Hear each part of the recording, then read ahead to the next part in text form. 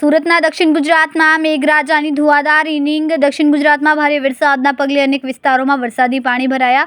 સુરત જિલ્લા કલેક્ટર તેજસ પરમારનું નિવેદન. 2 થી 4 જુલાઈ દરમિયાન ભારેથી અતિભારે વરસાદની આગાહી છે. વરસાદની તીવ્રતામાં ધીમે ધીમે ઘટાડો થવાની શક્યતા છે.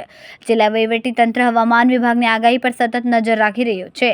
જિલ્લા વહીવટીતંત્ર તરફથી તમામ જરૂરી પૂર્વ તૈયારીઓ કરી લેવામાં આવી છે. આજે સુરત જિલ્લામાં સરેરાશ 17.92 મિલી વરસાદ નોંધાયો છે.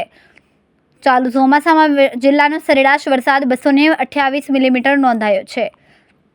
નમસ્કાર, હું તેજસ પરમાર, કલેક્ટર સુરત. ભારતના હવામાન વિભાગ અમદાવાદ દ્વારા જાહેર કરવામાં આવેલી આગાહી અનુસાર જિલ્લામાં 2 તારીખથી 4 તારીખ સુધી ખૂબ જ ભારેથી અતિભારે વરસાદની સંભાવનાઓ વ્યક્ત કરવામાં આવી હતી. જેના અનુસંધાને અત્યારે આજની સ્થિતિએ જોઈએ તો ચોમાસામાં જિલ્લાનો કુલ સરેરાશ વરસાદ અત્યારે 228 મીમી નોંધાયો છે. જેમાં સૌથી વધારે વરસાદ અંબિકા તાલુકામાં 389 mm, પલસાણામાં 362 mm, મહુવામાં 352 mm, બારડોલીમાં 309 mm અને ઉમરપાડામાં 298 mm આ વરસાદ ચાલુ ચોમાસા દરમિયાન અત્યાર સુધી એટલે આજની 10 વાગ્યાની પરિસ્થિતિ મુજબ છે. છેલ્લા 24 કલાક અને 48 કલાકમાં જિલ્લાના કેટલાક તાલુકાઓમાં ભારે વરસાદ થયો છે.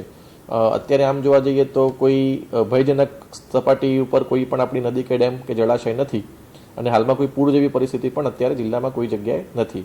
તેમ છતાં પણ આપણે સતત જળાશયો અને નદીના જળસ્તર ઉપર સતત આપણે દેખરેખ રાખી રહ્યા છીએ.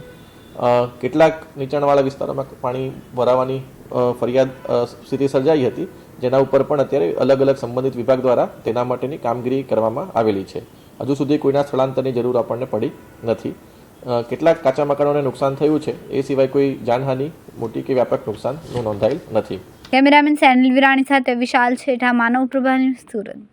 અમારા વિડીયોની નવી અપડેટ મેળવવા માટે સબસ્ક્રાઇબ કરો માનવ પ્રભા ન્યૂઝ ચેનલને. બેલ આઇકન ક્લિક કરો લેટેસ્ટ વિડીયો સૌથી પહેલા મેળવવા માટે.